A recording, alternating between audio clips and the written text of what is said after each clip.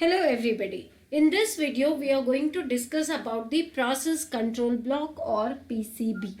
Before starting with this video, let me tell you that this video is in continuation with our previous video of the process states. Okay, so let us start. The PCB or process control block is also known as the task control block, and this PCB is a data structure. Fine. And this data structure is basically created by the operating system to store all the information about the process. Fine. So overall we can say that the PCB is acting as a storage space of information for the processes. Fine. So whenever we talk about the PCB, it is going to hold the many different pieces of information. Fine. Like it is going to hold the information about the process state, the process number, or in short we call it as PID, the program counter, and so on. So let us have a look about this one and understand what exactly it is. So if you see the process control block, it may look something like this. As you can see on your screen, it is having different things with it, like it is having a pointer, the process state, the process number, or in short we call it as PID, the program counter is there, and many different things are there. Okay, so let us start with the pointer. Okay, this pointer is going to save the information about the process. When we say it is going to hold or save the information about the process, that means it is going to keep track about when the process is switching from one state to another state. Already in our previous video we know about the different states of the process, like new, running, waiting, ready, or terminated. Fine. So the pointer is going to keep track of the process. That means it is going to keep track about in which state the process is. Okay, now the need for this pointer is to simply keep track of the current position of the process. Fine. Next comes the process state, this one. Okay, this process state is giving you the information about the different states. Okay, currently in which state it is, like maybe it is in the new state or ready state or waiting state, or it may be in any other state. Fine. The next comes process number, or in short we call it as PID. Okay, so as the name indicates, it is basically the identification number which is helping the processor to understand which process it is. Okay, as we know, each and every process is having its own identification number. Fine. Then the next comes program counter. I'm sorry. This program counter basically we are using to indicate the address of the next instruction which has to be executed. Fine. So it is basically holding the address of the next line of code which is going to get executed. Fine. Then next comes registers, or we call it as CPU register.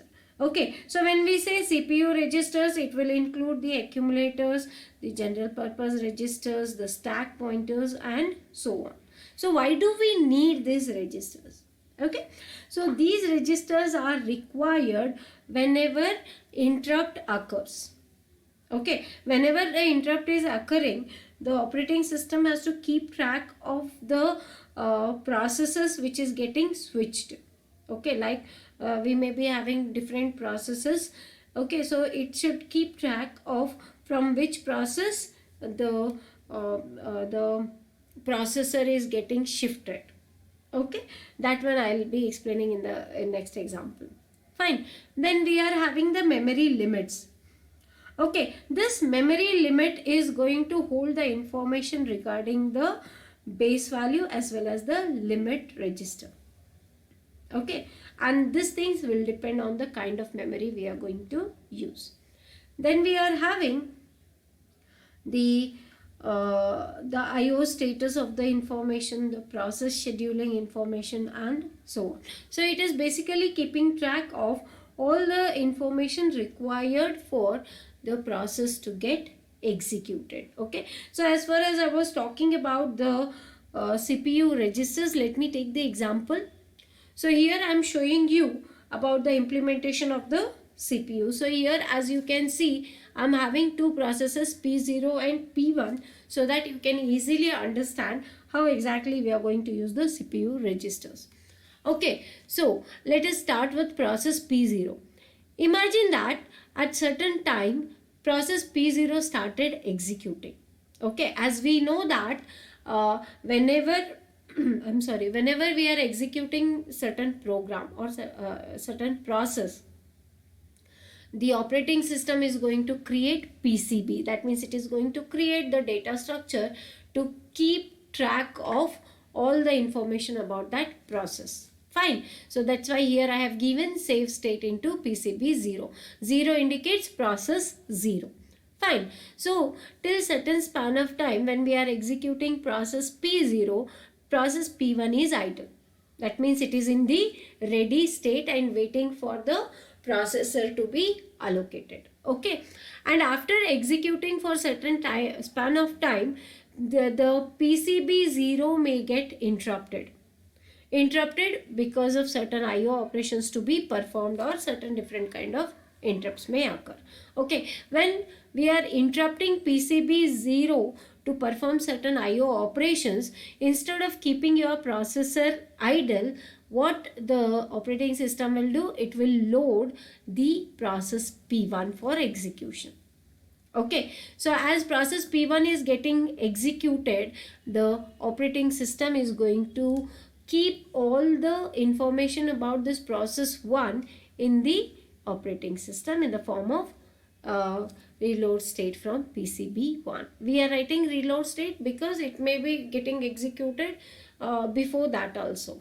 Fine. So overall we can say that the PCB is going to hold or save the status of different processes when until and unless these processes are getting executed. So overall we can say that the process control block is going to keep track of all the informations regarding the process until and unless the process is getting executed.